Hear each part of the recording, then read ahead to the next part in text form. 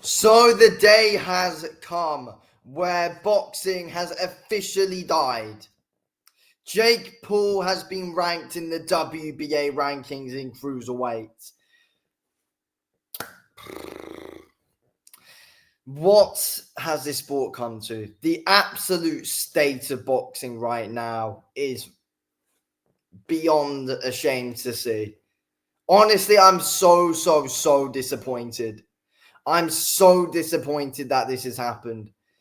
And even these Jake Paul fans who are somehow fans of him, who I will never understand how, but yeah, sure. People that say, oh yeah, he's got fantastic boxing ability. Look, I find it stupid the fact that he's been ranked, and it shows how awful this sport is, and it shows how corrupt it is, and how desperate the WBA and all these corporations are for money. To be completely honest with you, that is why Jake Paul has been ranked number 14 in the WBA, and now he's eligible, if that's the right word to use, to fight for a world title at Cruiserweight.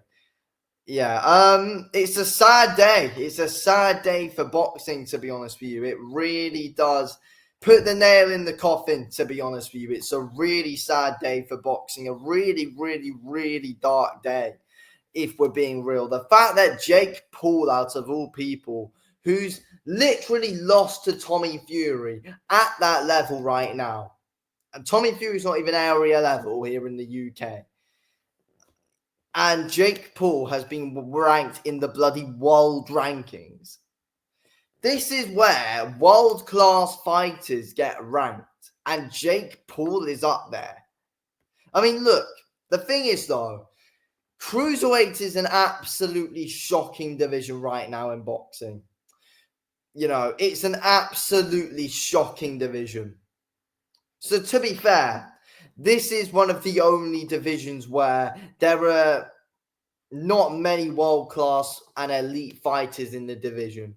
Even a lot of these top 15 guys in all these rankings aren't world-class in Cruiserweight.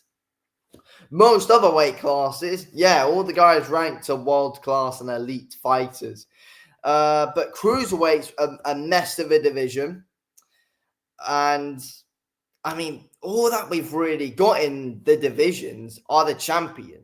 That's all we've actually got in this Cruiserweight division. We've got Jai Patea, Zerdo Ramirez, Badu Jack. They're the champions. Other than that, there is nobody in this division. Nobody. We could say people like Chris Billam-Smith, Noel Micklin. Okay. Other than that, outside of the champions, there is nobody. There's absolutely nobody.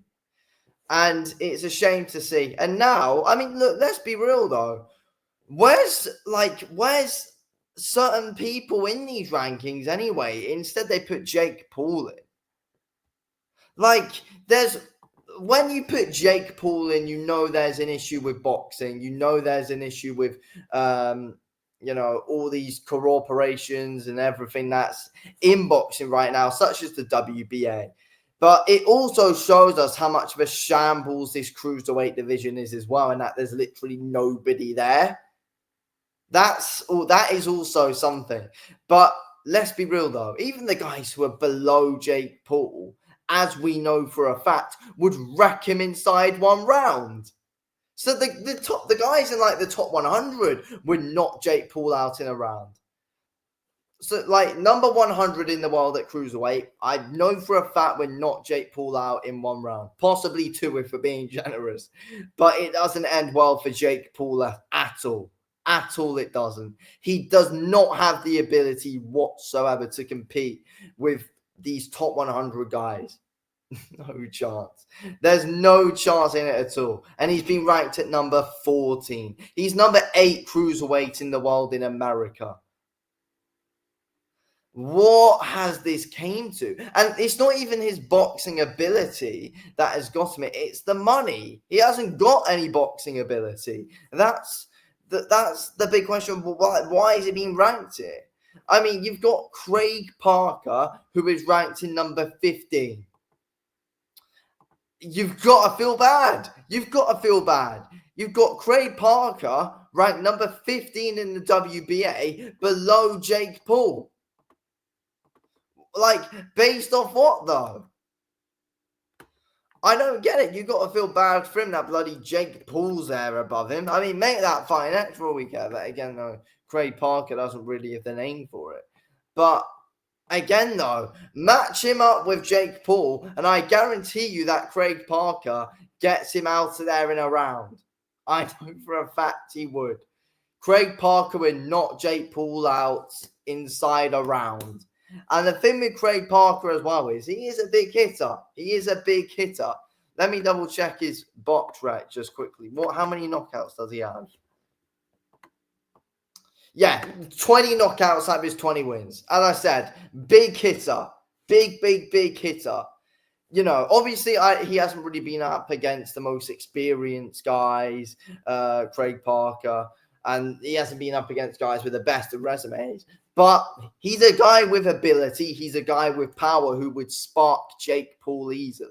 And it wouldn't even be a competitive fight. And Jake Paul has been ranked above him. You've got to feel sorry for him. 20-0, 20 knockouts. Worked all his life to try and get an opportunity just to be ranked below Jake Paul.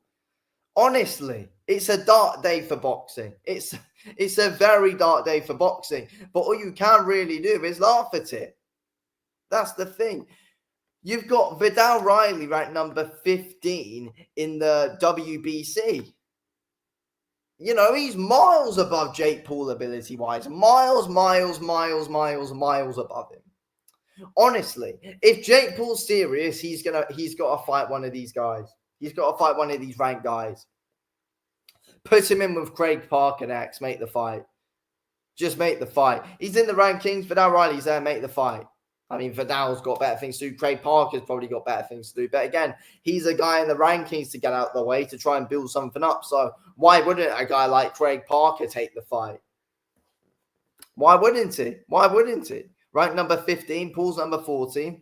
Why wouldn't you want to do that? You've got a guy like Mike Perez ranked number 14 in the IBF.